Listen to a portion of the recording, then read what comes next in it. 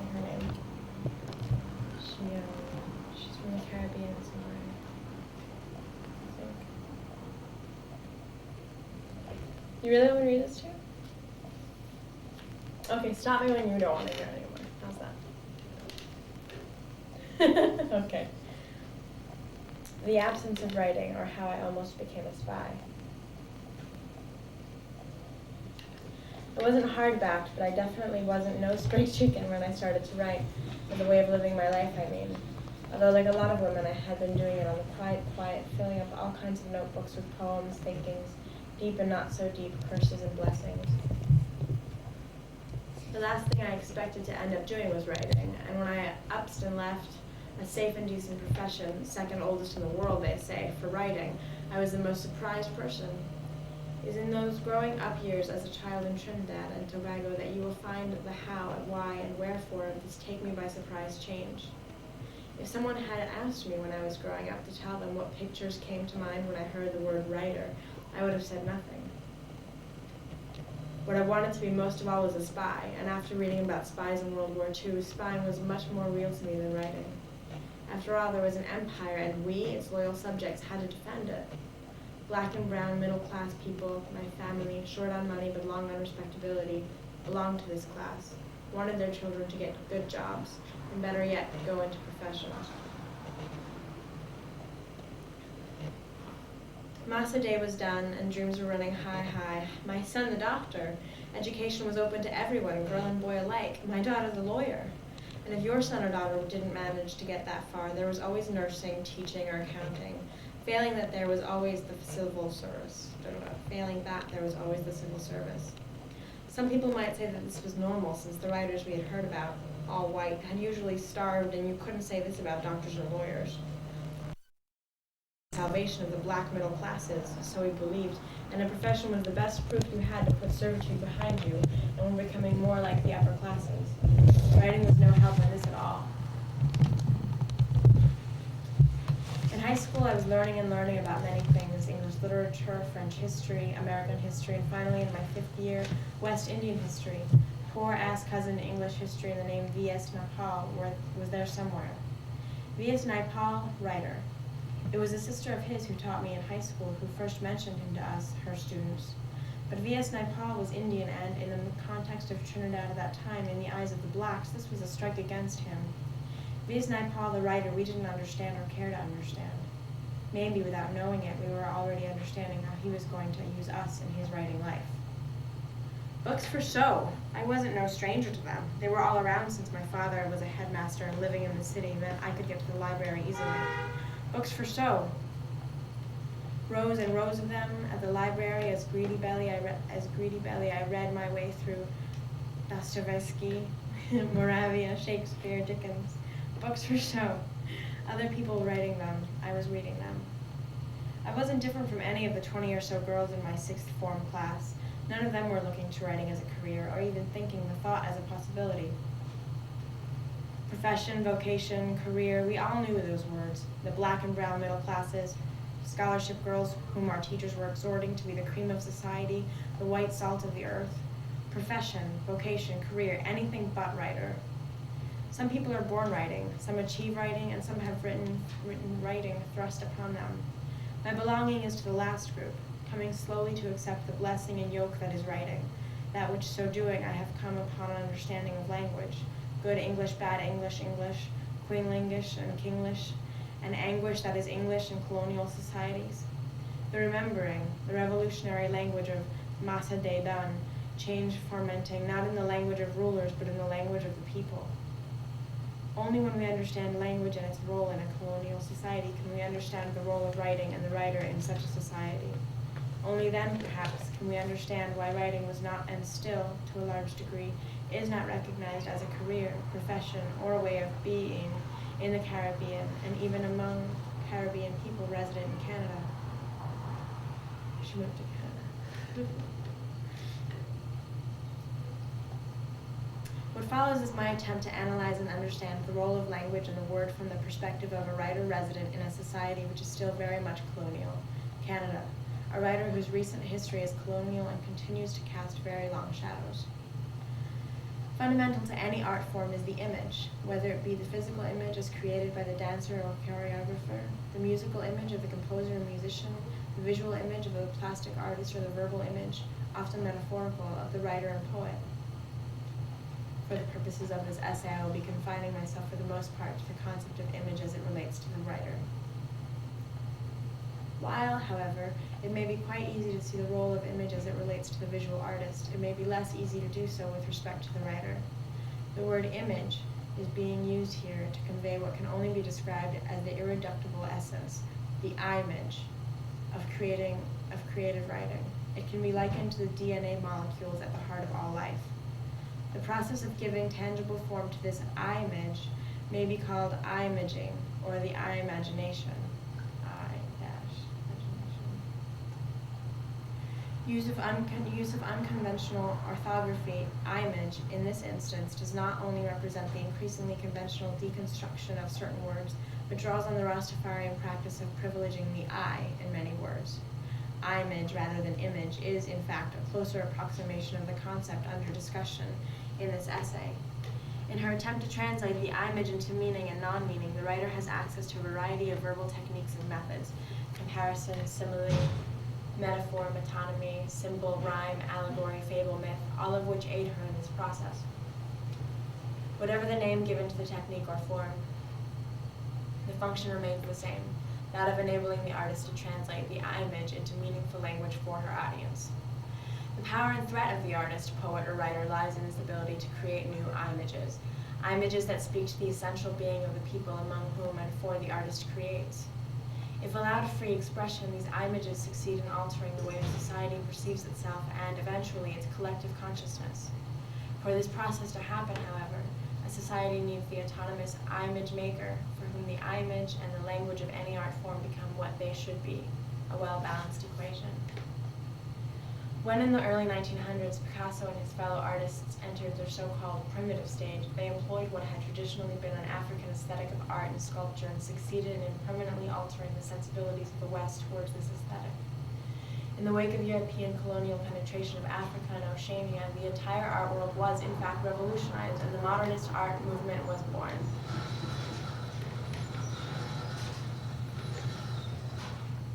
These changes did not necessarily increase the understanding or tolerance of the West for Africans in Africa, but people began to perceive differently. I-images then comprised the African aesthetic had previously been thought to be primitive, naive, and ugly, and consequently had been dismissed not only by white Westerners, but by the Africans themselves living outside Africa. So far were Africans themselves removed from their power to create, control, and even understand their own I-images. The societies in which these New World Africans lived, North and South America, England, the Caribbean, lacked the needed matrix in which the autonomous I-image maker could flourish. The only exception to this is to be found in musical traditions where, despite the hostility of these predominantly white societies, the African I-image maker in musical art forms was successful in producing authentic art, which has also permanently influenced Western music. Caribbean society has been a colonial society for a much longer time than not, and the role of the I-image maker, and I-image control are significant. The societies that comprise the Caribbean identity may be identified by A, the significant lack of autonomy in the creation and dissemination of I-images. B, opposition to the ruling classes both at home and abroad to the creation of I-images that challenge their I-image making powers and status quo.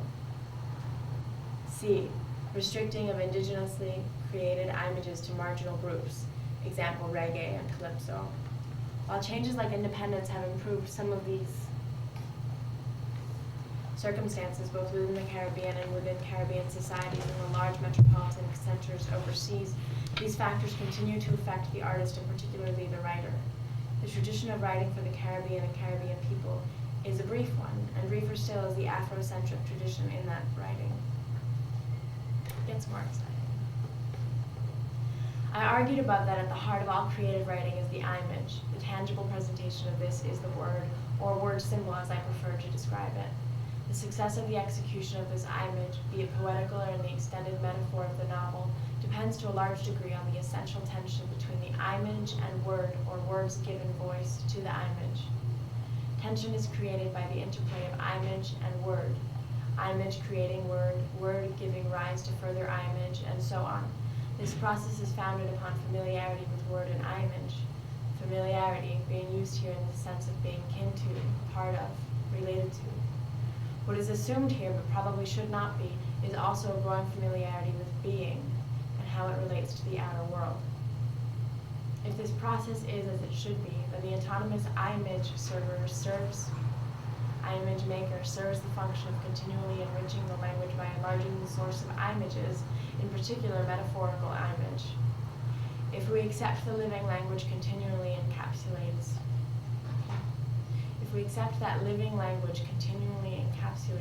reflects and refines the entire experiential life and worldview of the tribe, the race, and consequently of society at large, and if we accept that the poet, the storyteller, the singer, or balladeer, through their words, express this process in their work, then we must accept that this process becomes one way in which a society continually accepts, integrates, and transcends to experiences positive or negative.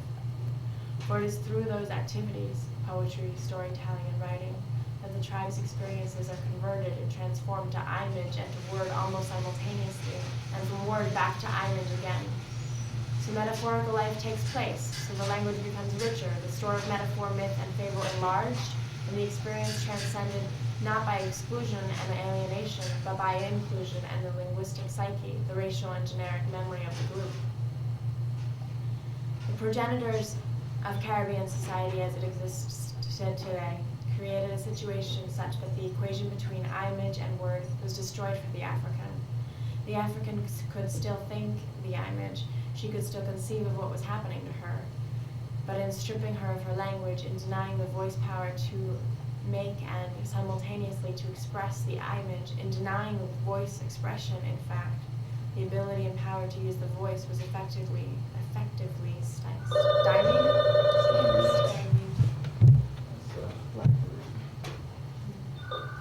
All straight.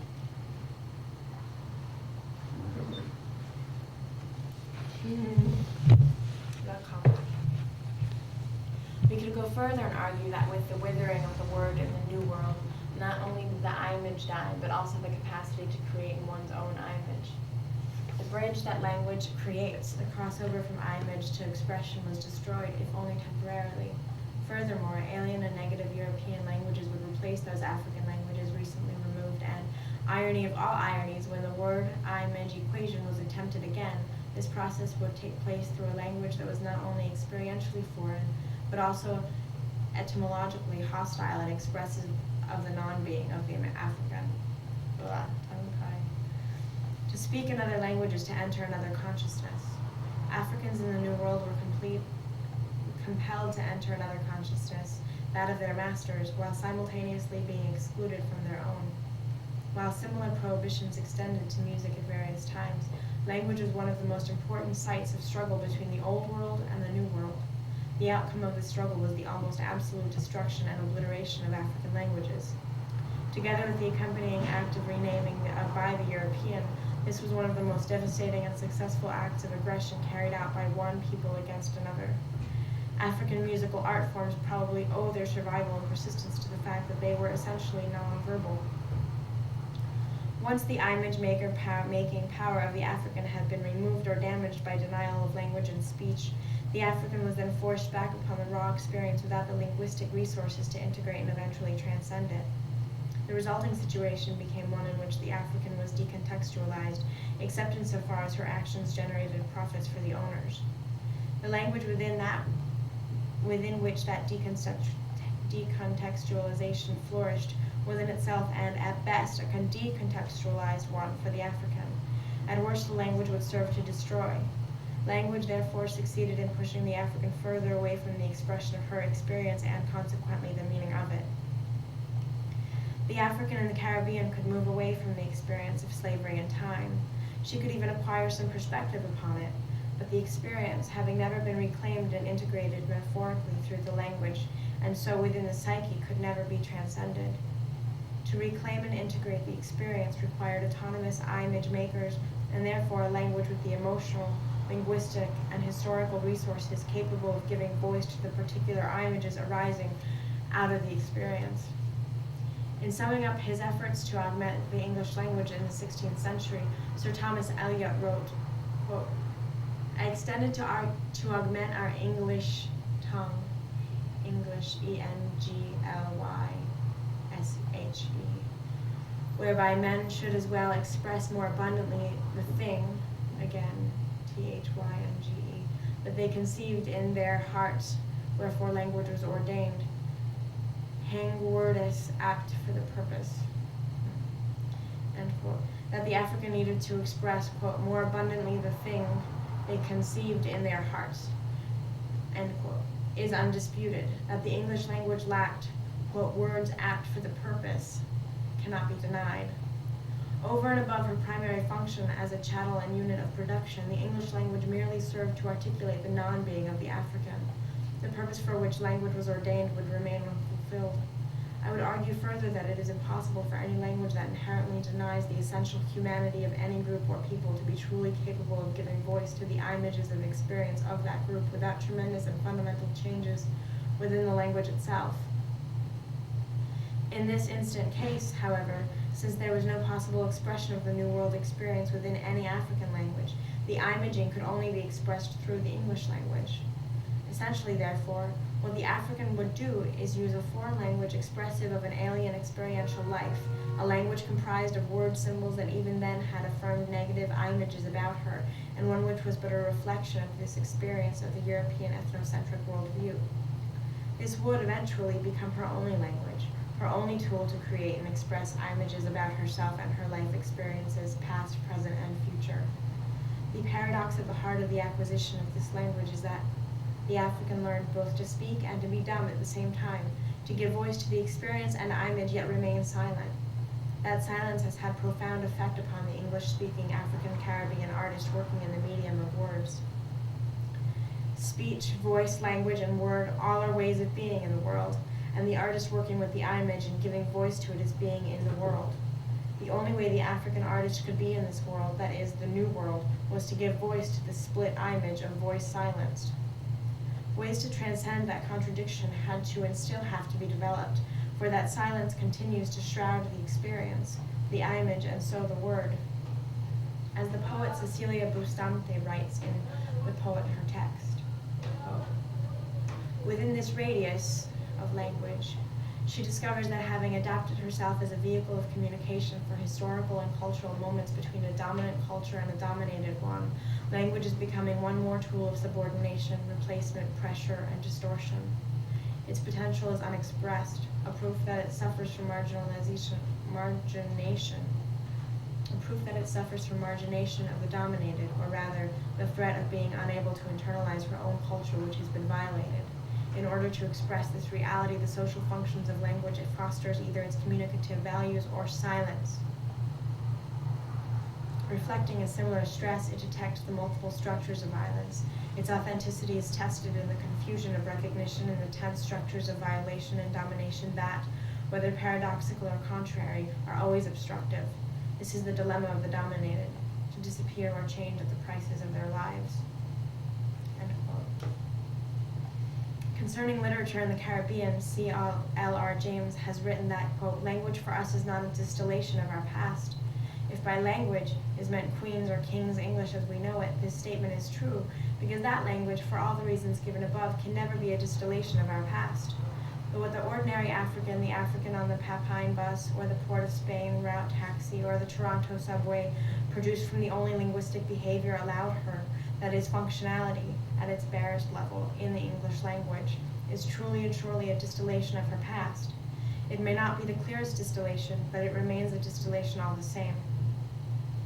In the vortex of the New World slavery, the African forged new and different words, developed strategies to impress her experience on the language. The formal standard language was subverted, turned upside down, inside out, and even sometimes erased. Nouns became strangers to verbs and vice versa. Tonal accentuation took the place of several words at a time. Rhythms held sway. Many of these techniques are rooted in African languages. Their collective impact on the English language would result in the latter being, at times, unrecognizable as English, bad English, broken English, patois, dialect. These words are for the most part negative descriptions descriptions of the linguistic result of the African attempting to leave her impress on the language. That language now bears the living linguistic legacy of a people trying and succeeded in giving voice to their experience in the best and sometimes the only way possible. The havoc that the African wreaked upon the English language is, in fact, the metaphorical equivalent of the havoc that coming to the New World represented for the African. Language then becomes more than a distillation, it is the truest representation, the mirror image of that experience. Language of the people, language for the people, language by the people, honed and fashioned through a particular history of empire and savagery. A language also nurtured and cherished on the streets of Port of Spain, San Fernando, Borcer village, and Sangre Grande, in the look, she day, and lay we go, in the mouths of the Calypsonians, Jean and Dinah, Rosita and Clementina, Mama Lookabooboo, the Cusbuds, the Limers, the Hoss whores, the Jacobats, and the market women. These are the custodians and lovers of the strange, wonderful, you tink it easy jive, as kick-ass massa day done chamarangas, as we own old mass, pretty mass, pan sweet language. Me killing it. A more accurate description of this language would be to call it a demotic variant of the English, the Caribbean demotic. The excitement for me as a writer comes in the confrontation between the formal and the demotic within the text itself. In the absence of any other language by which the past may be repossessed, reclaimed, and its most painful aspects transcended, English in its broadest spectrum must be made to do the job. To say that the experience can only be expressed in standard English, if there is such a thing, or only in the Caribbean demotic, there is such a thing, is, in fact, to limit the experience for the African artist working in the Caribbean demotic. It is in the continuum of expression from standard to Caribbean English that the veracity of the experience lies. One can never be less than self-conscious as an African Caribbean writer working in any of the demotic variants of English, whether the demotic variant be a form of standard English or Caribbean English. And for the writer from the Caribbean, language must always present a dilemma. At its most simple, the dilemma can be resolved to an either-or dichotomy. Either one writes in a demotic variant of English, or one writes in straight English. Choice of one or the other in this scenario is often seen as a political choice, and much bad writing takes place on either side of the divide in the name of linguistic validity. It is not sufficient, however, to write only in a dialect. For two, then, there remains a parallel and closed experience, although part of the same language. Neither is it sufficient to write only in what we have come to call standard English. The language as we know it has to be dislocated and acted upon, even destroyed, so that it begins to serve our purposes. It is our only language, and while it is our mother tongue, ours is also a father tongue. Some writers, Derek Walcott and Wilson Harris, immediately come to mind, having publicly acknowledged their gratitude for the blessing conferred on them by the imposition of the English language, and have, in fact, refused to acknowledge that there even exists a dilemma. Others, like Earl Lovelace, have taken up the challenge that the anguish that is English presents for all African Caribbean people. The issue is, however, much more complex than either-or dichotomy suggests. The place African Caribbean writers occupy is one that is unique, and one that forces the writer to operate in a language that was used to brutalize and diminish Africans so that they would come to a profound belief in their own lack of humanity. No language can accomplish this, and to a large degree English did, without itself being profoundly affected, without itself being tainted. The challenge, therefore, facing the African Caribbean writer who is at all sensitive to language and to the issues that language generates, is to use the language in such a way that the historical realities are not erased or obliterated, so that English is revealed as the tainted tongue it truly is. Only in so doing will English be redeemed. Subversion of the language has already taken place. It began when the African in the New World, through alchemia, the art of the black in Egypt, practices succeeded in transforming the leavings and detritus of a language and infused it with her own remembered linguistic traditions. Much more must now be attempted. If we accept the earlier premises that at the heart of the language lies the image, metaphorical or otherwise, and that to the artist falls the task of articulating and presenting this image to the people, then the attack must be made at the only place where any true change is ever possible, at the heart of the language, the image and the simultaneous naming of it. The African artist in the Caribbean and the New World must create in, give voice to, and control her own images. This is essential for any group, person, or people, but more so for the African in the New World, since in one sense, our coming upon ourselves, a revelation to ourselves in the New World, was simultaneous with a negative representation of ourselves to ourselves by a hostile imperialistic power, and articulated in a language endemically and etymologically hostile to our very existence. In a very real sense, it can be argued that for the African in the New World, learning the English language was simultaneous with learning of her non-being, her lack of wholeness. The experience of the African in the Caribbean and the New World is now, however, as much part of the English collective experience as England is part, for better or worse, of the African experience. In the same manner, for instance, that Germany will always be a part of the Jewish collective experience and vice versa. That experience expressed in the language, a language that is shared yet experientially different in both groups, has been and continues to be denied. Hence terms like broken or bad English or good English, all of which serve to alienate the speaker even further from her experience. If the language is to continue to do what language must do, if it is to name and give voice to the image and the experience behind that image, the thing we conceive in our hearts, and so house the being, then the experience must be incorporated in the language, and the language must begin to serve the recreation of those images.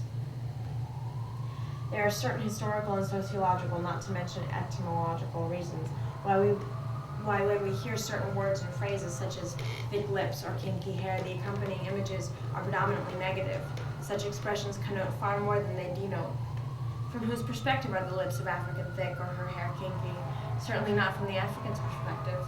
How then does the writer describe the Caribbean descendants of West Africans so as not to connote the negativity implied in the description, such as thick lips? Journal entry, December 11th, 1986. Testimony stoops to mother tongue. I want to write about kinky hair and flat noses. Maybe I should be writing about the language that kinked the hair and flattened noses, made jaws prognathous. This is how I tried to meet this particular challenge in a particular poem. It is but a small example of the challenge facing the African Caribbean writer who is interested in making English her home. The challenge is to recreate the images behind these words so that the words are being used newly. The African in the Caribbean and the New World is as much entitled to call the English language her own as the Englishman in his castle. However, just as we have had to make that image our own, so too he be made to acquire our images, since we are both heirs to a common language, albeit to different linguistic experiences. Our experiences have touched in both negative and positive ways, and we remain forever sensitive to each other through the language. For too long, however, we have been verbal or linguistic squatters, possessing adversely what is truly ours. If possession is, in fact, 9/10 of the law, then the 1/10 that remains is the legitimization process. It is probably the hardest part, this reclaiming of our image-making power in what has been for a long time a foreign language. It must be done. It is perhaps ironic that New World Africans, descendants of cultures and societies where the word and the act of naming was the focal point and fulcrum of societal forces, should find themselves in a situation where the word, their word, and the power to name was denied them. Traditionally, for instance, in many West African societies, until named, a child did not even acquire a recognizable and discernible human identity. In the New World, after the destruction of the native peoples, Africans would be renamed with the name of the stranger. If what the artist does is create her own image and give name to that image, then what the African artist from the Caribbean and the New World must do is create in, while giving name to, her own image, and in so doing eventually heal the word wounded by the dislocation and imbalance of the word-image equation. This can only be done by consciously reconstructing, reshaping, and, if necessary, destroying the language. When that equation is balanced and unity of word and image is once again present, then and only then will we have made the language our own. This is not a conclusion. What happens when you are excluded from the fullness and wholeness of language? What happens when only one aspect of a language is allowed you, as woman, as black? What happens when the language of ideas is completely removed and nothing is given to replace it? Surely thought requires language. How can you, without language, think or conceptualize? What happens to a language that is withheld or only used in a particular way with its users? Does it become disassociated? One-level business, one-level orders, commands, abuses, brutality, one-level education to a specific purpose and level. What of celebration? What of love? What of trust between individuals? There can be no conclusion to the issues raised in this essay, since language is always and continually changing, a fluid phenomenon. One version of this paper was published many years ago in the journal Fireweed, 1983, and at that time I called this section postscript and wrote that it was, quote, not a conclusion because the issues raised here are still very much undecided. The questions I raised then were, how does one begin to destroy a language? How does one replace the image behind the word? I replied then that those questions remained unanswered and would probably remain so for a long time. I am now struck at how prescient I was in that original article about many of the issues I was to deal with in my writing subsequent to the writing of the paper. The absence of writing could be seen as something of a blueprint for my poetic and writing life. Have I answered those questions, or do they still remain unanswered? I believe I have come closer to answering them than I did 6 years ago. The manuscript, She Tries Her Tongue, has taken me a long way towards the goal of decentering the language. This is not the same thing as destroying a language, which is a far harder thing to do. Also, destruction connotes great sturm and drang when, in fact, what words just as well at times is a more subtle but equally profound approach. For instance, in the poem Discourse on the Logic of Language, the issue that I raised in the earlier postscript, that of father tongue vis-a-vis a mother tongue, some sort of balance is achieved despite the anguish of English and despite the fact that English is both a mother tongue and a father tongue. In the accompanying journal I kept as I worked on She Tries Her Tongue, I write as follows. I am laying claim to two heritages, one very accessible, the other hidden. The apparent accessibility of European culture is dangerous and misleading, especially what has been allowed to surface and become de rigueur. To get anything of value out of it, one has to mine very, very deeply, and only after that does one begin to see the connections and linkages within other cultures. The other wisdoms, African wisdom, needs hunches, gut feelings, and a lot of flying by the seat of the pants, free falls only to be caught at the last minute.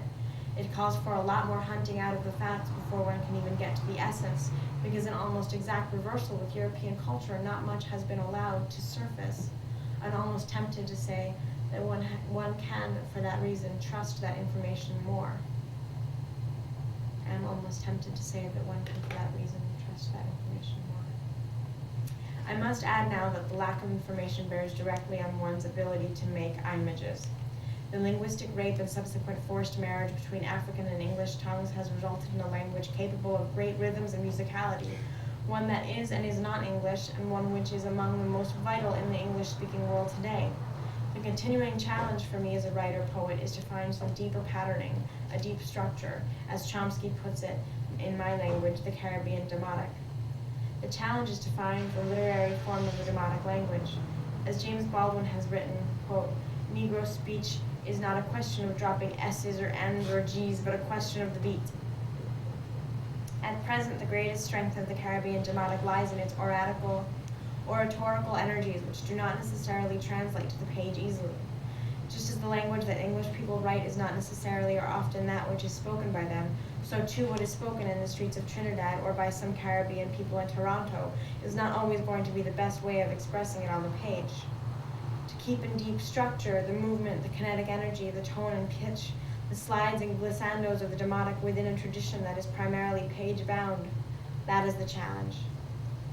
In the former postscript, I wrote that it was perhaps ironic that a critique of the use and role of English in a particularly brutal historical context should be written in standard English, but that in itself throws into sharp relief the dilemmas described above. I was not completely satisfied with my argument then that the dilemma as to what language was appropriate was answered by my argument that the English language in its complete range belonged to us, and whatever mode best suited our needs should be used. In fact, the problem was that the piece itself did not, as I now believe it ought to, reflect that range that I spoke of. Unlike the former piece, the opening paragraphs of this present piece explain the absence of writing in my early life, are written closer to the Caribbean Demotic than to standard English. Could or ought I have to continue the entire piece in this style? Perhaps, but I do believe that the present piece is a far truer reflection of how I function linguistically than the original one.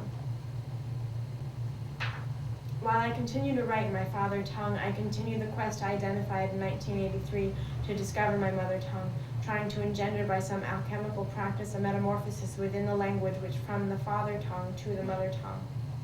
Will I recognize this tongue when I find it, or is it rather a matter of developing it rather than finding it?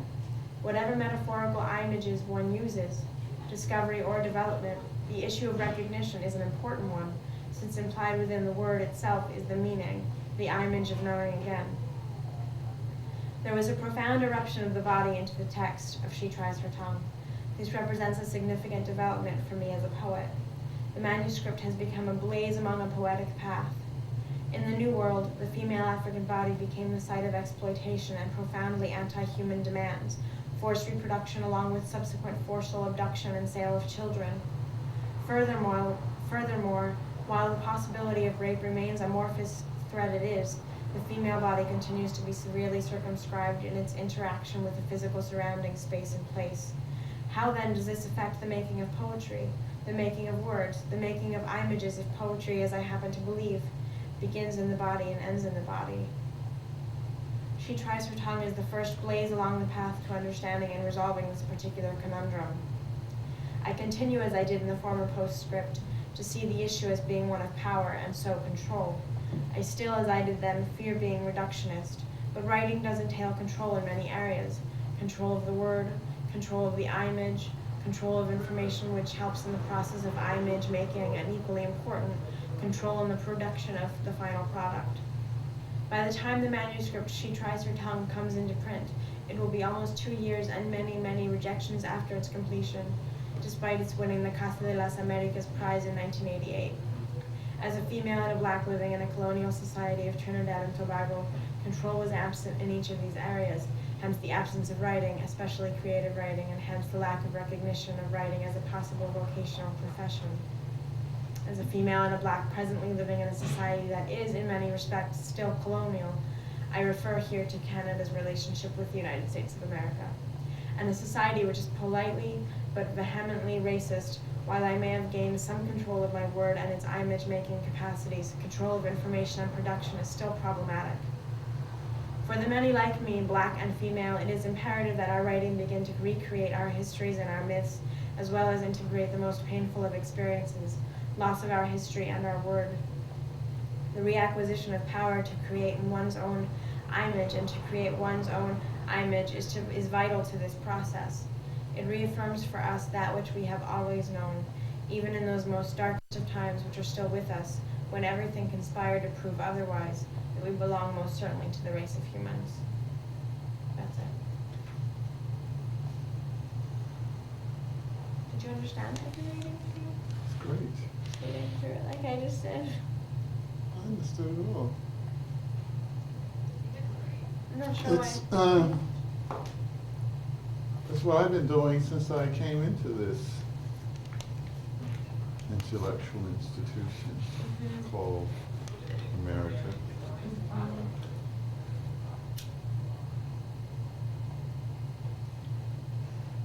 Well, after Not so much to learn something, but more so how to use it for my own good. I consider that to be very important, my own good. So school was an interesting place for my own good. It allowed me to meet people, not so much to communicate with them, but to study them. This is the way I was. When you say school, what time period are you speaking of? All of school? I'm talking about 5, 6 years old. Walking for about an hour to this building that was in the back of the church on the other side of the graveyard.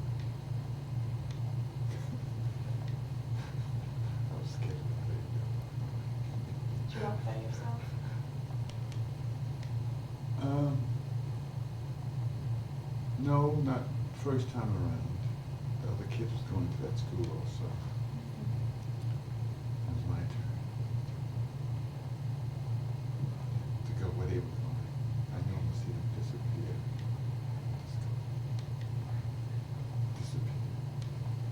Always see people disappear.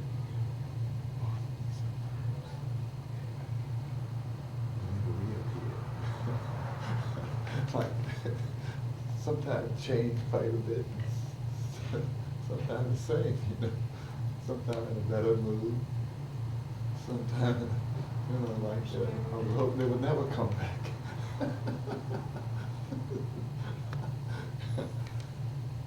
So, I was born a wild kid. Nobody took care of me. Not really. So I was always getting real problems because nobody watched me. What do I know? So all kind of things happen to me. Weird things. Like, you know, they tell me I knocked over the ironing board. Hot iron fell on my back. I don't know about that. I got some good thought way back there. Oh, I don't know. No kind of other way. So I grew up, you know, learning. So when I finally got to school, I learned about Hansel and Gretel.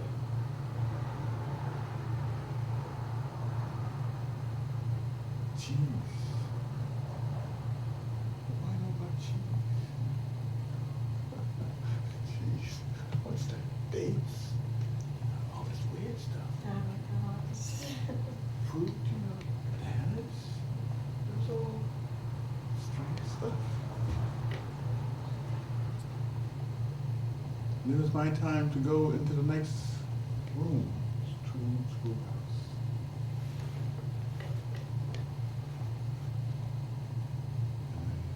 I learned quite a bit. A lot of things in my back pocket. I'm arming myself. Seriously arming myself. For what? For my own good. I couldn't go nowhere else but in that direction. So I went into the next room and I said, no, we're going in there. You know. That room where that door was, there's a door there. I always went in that door. Sometimes, you know, I learned to walk across the graveyard. Walk across the graveyard with a shortcut.